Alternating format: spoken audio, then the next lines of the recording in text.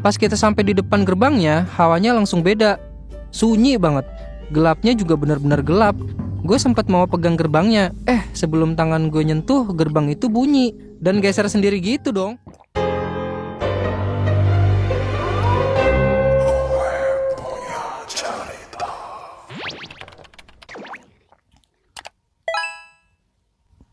Peringatan, animasi ini dibuat dengan tujuan sharing pengalaman pribadi sang pengirim cerita. Dimohon untuk menghargai cerita tanpa menyudutkan beberapa pihak. Selamat menonton.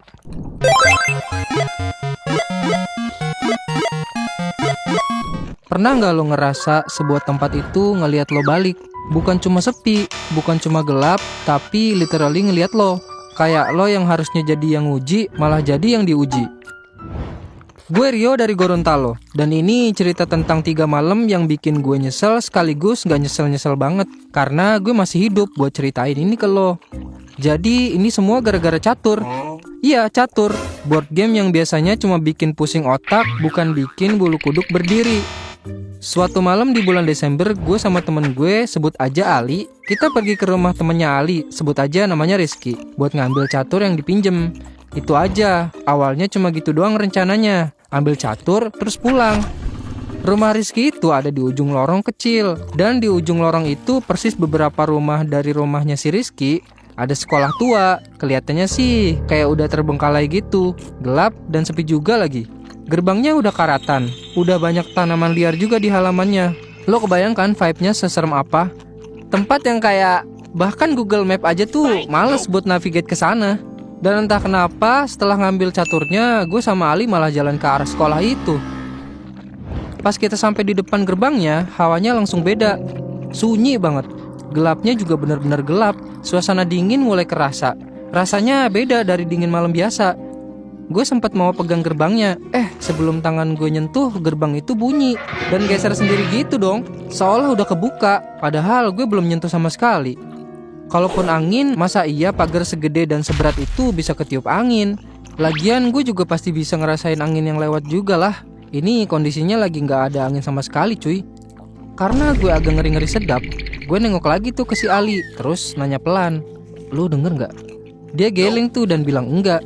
Aduh, belum juga mulai, masa udah takut aja?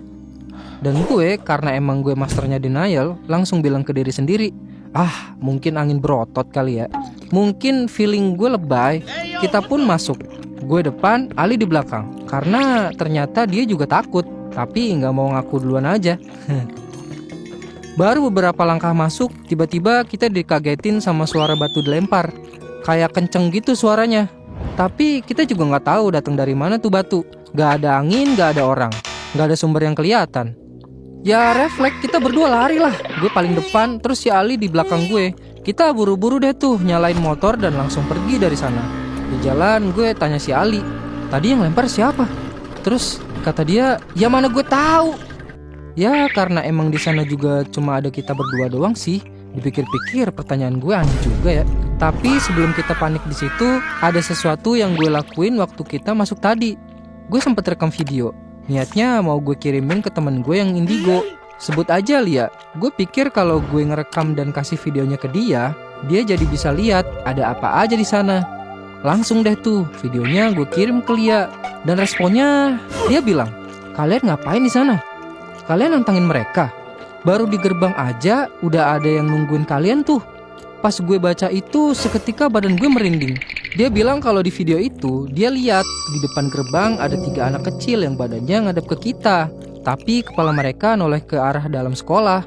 Terus di balik semak-semak ada genderuwo lagi ngeliatin ke arah gue sama si Ali. Merinding banget coy. Ternyata mereka udah mantau kita dari awal. Terus malam berikutnya kita ketemu sama geng lain buat main mobile game kan. Kita masih santai dan seru-seruan aja tuh nongkrong kayak biasa. Ngobrol-ngobrol ringan juga. Di situ gue sama Ali juga ceritain pengalaman malam sebelumnya sambil play ulang videonya. Kali ini dengan volume full. Nah, waktu nonton itu ada salah satu temen cewek gue yang notice kalau ada suara ketawa cewek setelah suara batu dilempar. Kita semua sampai ulang berkali-kali tuh videonya buat mastiin itu. Dan bener woy, ada suara cewek yang ketawa gitu. Sialan, Ini jangan-jangan dia ngetawain kita yang lagi ketakutan kali ya. Pas tahu ada suara ketawa itu, kita semua mutusin buat bubar aja dan pulang ke rumah masing-masing. Nah, besok malamnya gue sama si Ali pergi lagi ke sana. Karena jujur kita emang penasaran banget, kayak ada apa sih di dalam sekolahan itu. Malam ketiga gue sama Ali masuk lagi. Kali ini kita berdampingan. Gue capek jadi tameng di depan. Kita baru beberapa langkah masuk, tiba-tiba Ali nahan tangan gue seolah bilang kalau gue sebaiknya jangan jalan duluan. Dia benar-benar cuma berhenti, matanya natap ke arah depan dan gak ngomong sama sekali. Terus tiba-tiba dia lari dong ninggalin gue. Ya gue ikut lari lah. Walaupun gue sebenarnya gak lihat apa-apa juga, tapi lu kalau jadi gue pasti panik kan. Ali langsung nyalain motor dan gue langsung nemplok di jok belakang. Kita cepet-cepet gitu deh pergi dari sana. Terus pas sudah lumayan jauh, Ali mulai ngomong, tadi lu denger gak? Ada suara om-om gitu. Dia kayak ketawa menggelegar gitu, Jir. Suara kenceng banget, udah gitu serak lagi. Lah gue yang gak ngerasa denger apapun dengan enteng jawab, enggak lagi. Ternyata dia berhenti tadi tuh karena denger suara ketawa yang menggelegar itu. Dia denger sesuatu yang gue gak denger. Singkat cerita, besok malamnya kita ajakin satu teman kita lagi, yaitu si Lia.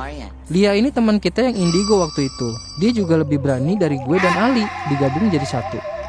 Posisinya kita ke sana bonceng 3 pakai motor si Ali. Gue di depan, Ali yang nyetir, Lia paling belakang. Pas masuk ke sekolah, dan ini aneh. Entah kenapa kali ini rasanya lebih normal.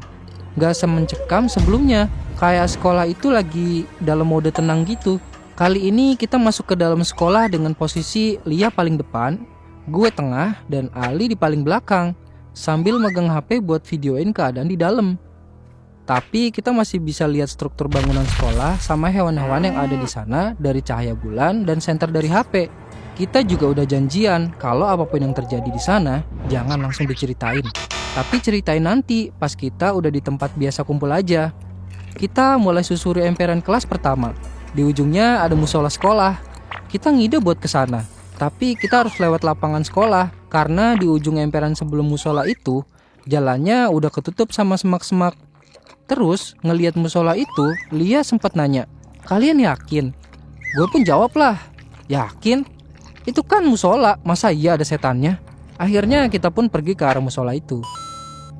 Tiba-tiba ada seekor sapi kecil muncul di depan kita. Dia seolah lagi ngehalangin jalan kita. Padahal kan biasanya hewan kalau disamperin sama manusia bakal lari kan. Tapi pas kita geser, dia malah ngikut. Kita coba lewat sisi lain, dia tetap ngehalangin jalur kita. Lia ngeliatin ke arah musola beberapa detik terus bilang, "Kita jangan ke sana, kita dilarang." Dengar itu ya gue sama Ali nurut aja. Kita lanjut ke emperan kedua. Di ujung emperan kedua ini ada satu space yang misahin emperan kedua dan ketiga. Di space ini Ali sama Lia sempat noleh ke arah space itu. Di ujung emperan ketiga ini ada semak-semak gitu. Pas kita mau ke sana, Lia nyaranin buat jangan ke sana. Kita lanjut aja ke emperan lainnya. Kita pun lanjut ke tempat lain di emperan keempat. Yang ternyata emperan keempat ini adalah ruang guru yang di dalamnya ada kamar mandi dan di ujung emperan itu ada space lagi yang misahin emperan keempat dengan kelima. Sebenarnya kita mau ke sana, tapi lagi-lagi kita dicegat sama sapi-sapi yang ada di sana. Lia pun bilang, "Udah cukup bahaya kalau kita terusin." Dengar itu, demi keamanan bersama, akhirnya kita pun mutusin buat pulang. Tapi pas kita udah mau keluar gerbang, rasanya tuh capek banget. Kayak kita habis jalan jauh banget. Padahal sekolah yang kita telusurin tuh gak terlalu besar. Itu pun gak semuanya kita telusurin, kayak cuma beberapa kelas aja. Tapi nafas kita berat banget, kayak abis lari maraton. Tiba-tiba Lia bilang kalau pundaknya berat banget. Dia nyaranin kita balik lagi ke dalam buat nelusurin lagi sekolah itu sesuai dengan urutan yang kita lakuin tadi. Karena katanya kalau kita nggak lakuin itu, kita bakal sakit. Jadi ya mau nggak mau, kita pun jalan ke dalam lagi. Dari emperan ke emperan lainnya sesuai urutan. Gue notice di setiap titik, Lia narik satu daun dari tanaman yang kita lewatin. Di saat hampir keluar dari gerbang, Lia pegang pundak gue sama Ali pelan-pelan. Di situ gue merinding banget. Habis itu Lia langsung nepuk punggung kita sambil didorong keluar gerbang. Di motor, Lia pegangan ke pundak gue erat banget. Gue waktu itu bingung kenapa ke gue, bukan ke Ali yang lebih deket ke dia. Waktu itu sih dia bilang dia pegangan kenceng gitu karena takut jatuh. Tapi ternyata sebenarnya dia hampir ditarik sama makhluk-makhluk itu. Pas kita udah sampai di tempat tongkrongan biasa, Lia cerita semuanya. Kita dengerin tuh cerita dari POV Lia. Katanya pas kita baru masuk ke dalam, semua makhluk di sekolah itu langsung ngerasa tertantang dan gak suka sama kedatangan kita. Karena Lia nih auranya kerasa banget. Soalnya dia juga punya penjaga gitu ternyata. Pas di emperan pertama, waktu kita mau pergi ke arah musola itu, ternyata kita emang dilarang ke sana. Lia lihat kalau di musola itu ada banyak setan di sana. Tapi ada satu setan yang menarik perhatian Lia, yaitu setan yang bentuknya remaja dan pakai baju sekolah SMA. Dia tuh nggak suka banget sama keberadaan kita, tapi dia juga nggak bisa nyelakain kita karena dia kalah kuat sama sosok menjaga punya Lia. Lanjut di emperan kedua dan ketiga. Lia bilang di antara kita bertiga dari emperan kedua ada satu tangan yang megangin kaki gue terus-terusan. Kayak bener-bener cuma tangannya doang. Si Lia bilang kalau tangan itu milik salah satu makhluk di sana yang udah ngincer gue dari tadi. Gue tanya lah kenapa harus gue? Seganteng itu ke gue sampai diincar. Dia bilang kalau di antara kita bertiga gue lah yang paling lemah. Lia ada sosok penjaganya dan Ali dia yang paling kuat iman di antara kita bertiga. Makanya para makhluk di sana ngincer gue. Soalnya aura gue biasa aja, gak ada yang spesial-spesial amat selain kegantengan gue. Terus Lia juga bilang kalau selama menelusurin sekolah itu gue yang paling tergesa-gesa. Makanya mereka berpikiran kalau gue itu takut. Pas di space emperan kedua sama ketiga, Lia lihat kalau di situ ada kuntilanak merah yang lagi berdiri. Terus di ujung emperan ketiga itu ada satu makhluk yang gede banget. Kata Lia kalau kita nabrak dia, kita bakalan stuck di sana. Kayak kita bisa nggak sadarkan diri, bahkan nggak bisa balik lagi. Pantesan tadi Lia nggak nyaranin kita buat jalan terus sampai ke ujung emperan 3. Dengar itu, Ali tiba-tiba flashback ke masa lalu yang dimana Ali pernah masuk ke dalam sekolah itu bareng teman-teman dia yang lainnya. Kejadian itu terjadi beberapa tahun sebelum kita bertiga ke sana. Ali bilang kalau dia, Rizky dan beberapa teman lainnya nyoba eksplor isi sekolah itu. Mereka ke sana sekitaran habis sholat Isya. Mereka eksplor dari bagian emperan kedua dan ketiga. Tapi di pertengahan eksplor, salah satu teman mereka nggak sengaja nyentuh pecahan dan ngalamin luka di bagian telapak tangan. Karena hal itu, mereka mutusin buat pulang aja, buat ngobatin lukanya teman mereka. Pas mereka balik pulang, mereka papasan sama ayahnya Rizky yang nyusul mereka ke dalam. Di situ ayahnya Rizky marah ke mereka semua dengan bilang, "Kalian ini dari mana aja sih? Kalian ngapain di sini? Kalian nggak tahu di sini ada anak-anak sekolahan yang bisa nyelakain kalian? Kalian keluar udah lama banget." Dengar itu mereka bingung, lama gimana? Orang mereka baru masuk ke dalam. Ayah Rizky pun bilang, "Coba cek sekarang jam berapa?"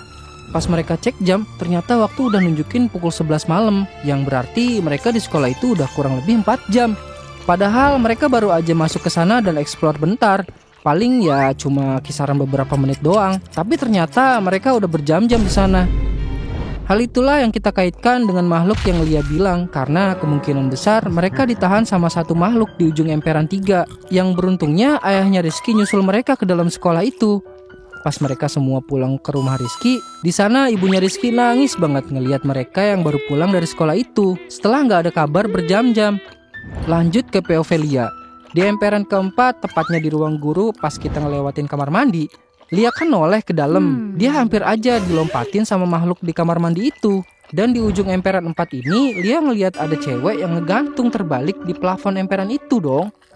Terus pas kita mau ke tempat selanjutnya, which is tempat yang kita dihadang sapi-sapi pas di lapangan kedua itu, ternyata mereka ngelarang kita buat eksplor sekolah itu terlalu dalam. Karena kalau kita nekat terlalu dalam, ada sosok yang kuat banget yang lagi nungguin kita di sana, yang bisa nyelakain kita bertiga. Dengar itu kita shock dan mutusin buat gak masuk sekolah itu lagi. Dari pengalaman ini, menurut gue sebaiknya kita jangan sembarangan dan masuk-masuk ke tempat yang kayak gitu. Karena kita nggak pernah tahu di dalam sana ada apa aja yang berpotensi mencelakai kita. Selain setan-setan yang tak kasat mata, bisa jadi ternyata tempat kayak gitu dijadiin markas sama orang jahat buat kumpul. Jadi, kalau kalian punya banyak waktu kosong, mending ngerjain sesuatu yang lain aja deh yang lebih produktif. Atau yang lebih banyak menguntungkan kehidupan kalian sendiri. Gue sama teman-teman lain beruntung, karena nggak ada yang celaka setelah kejadian itu. Tapi kadang hari apes kan bisa datang kapan aja. Kita juga nggak tahu ada kekuatan apa di luar nalar kita. Jadi sebaiknya hati-hati ya guys. Segitu dulu cerita gue. Kalian pernah uji nyali nggak? Ceritain dong di kolom komen. Siapa tahu bisa jadi next cerita di GPC. Bye.